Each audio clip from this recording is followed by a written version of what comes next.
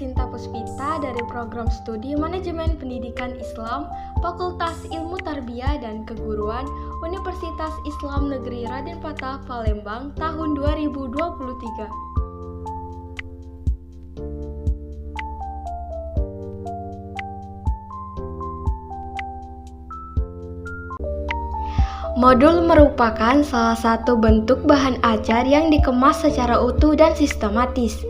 Modul sekurang-kurangnya memuat tujuan pembelajaran, materi, atau substansi belajar dan evaluasi. Nah, jadi bagaimana sih pembuatan modul itu sendiri?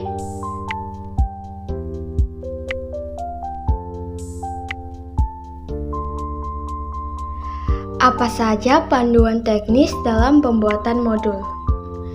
Nah, jadi dalam modul pembuatan terdapat beberapa panduan teknis yang perlu diperhatikan. Berdasarkan hasil pencarian, berikut adalah panduan teknis dalam pembuatan modul. 1. Menetapkan strategi pembelajaran dan media pembelajaran yang sesuai. 2. Memperhatikan kompetensi yang akan diajarkan.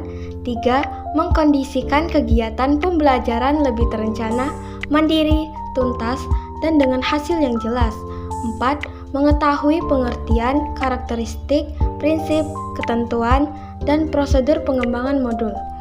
5. Menyusun modul berdasarkan prinsip-prinsip pengembangan meliputi analisis kebutuhan, desain pengembangan modul, implementasi, penilaian, evaluasi, dan validasi. 6. Implementasi modul dalam kegiatan belajar dilaksanakan sesuai dengan alur yang telah digariskan dalam modul. Dan yang terakhir, ketujuh, mencerminkan bahan, alat, media, dan lingkungan belajar yang dibutuhkan dalam kegiatan pembelajaran dapat terpenuhi agar tujuan pembelajaran dapat tercapai.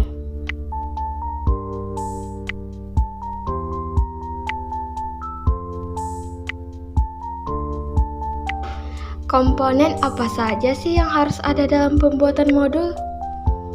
Komponen minimum sesuai dengan panduan pembelajaran dan asesmen yakni tujuan pembelajaran, rencana asesmen di awal dan di akhir pembelajaran, langkah pembelajaran, serta media pembelajaran.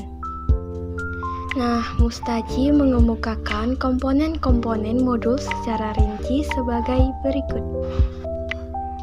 A. Rumusan tujuan instruksional yang eksplisit dan spesifik. Tujuan tersebut dirumuskan dalam bentuk tingkah laku yang diharapkan dari siswa setelah mereka mempelajari modul. B. Petunjuk guru.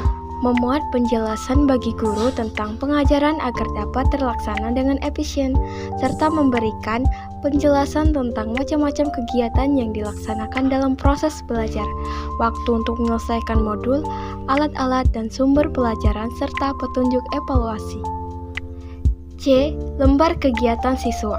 Lembaran ini berisi materi-materi pelajaran yang harus dikuasai oleh siswa, serta dicantumkan buku sumber yang harus dipelajari siswa untuk melengkapi materi.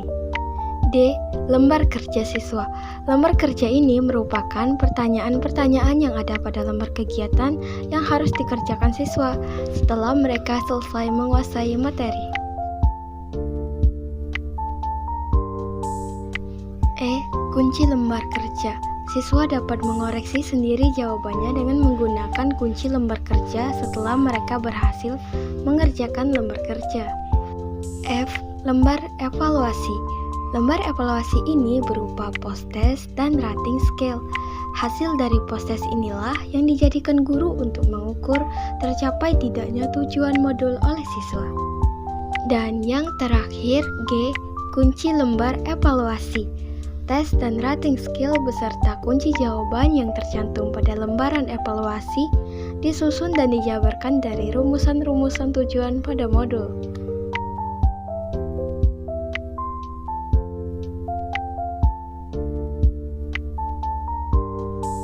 Menurut Sujana dan Rifai, langkah-langkah penyusunan modul adalah sebagai berikut. A. Menyusun kerangka modul. Langkah-langkah penyusunan kerangka modul adalah sebagai berikut. Yang pertama, menetapkan atau merumuskan tujuan instruksional umum menjadi tujuan instruksional khusus. 2. Menyusun butir-butir soal evaluasi guna mengukur pencapaian tujuan khusus. Ketiga, mengidentifikasi pokok-pokok materi pelajaran yang sesuai dengan tujuan khusus. 4. Menyusun pokok-pokok materi dalam urutan yang logis. 5. Menyusun langkah-langkah kegiatan siswa. 6. Memeriksa langkah-langkah kegiatan belajar untuk mencapai semua tujuan. Dan yang terakhir, 7. Mengidentifikasi alat-alat yang diperlukan dalam kegiatan belajar dengan modul itu. B. Menulis program secara rinci. Program secara rinci pada modul terdiri dari bagian-bagian sebagai berikut. Pertama, pembuatan petunjuk guru. Kedua, lembaran kegiatan siswa. Ketiga, lembaran kerja siswa. Keempat, lembaran jawaban. Kelima, lembaran tes. Dan yang terakhir, keenam, lembaran jawaban tes.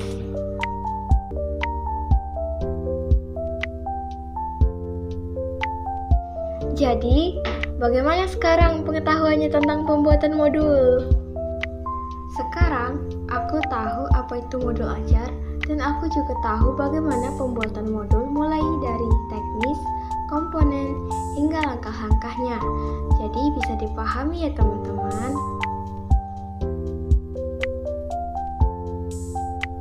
Sekian dan terima kasih. Jika ada kritikan dan saran yang membangun, boleh di komen ya teman-teman.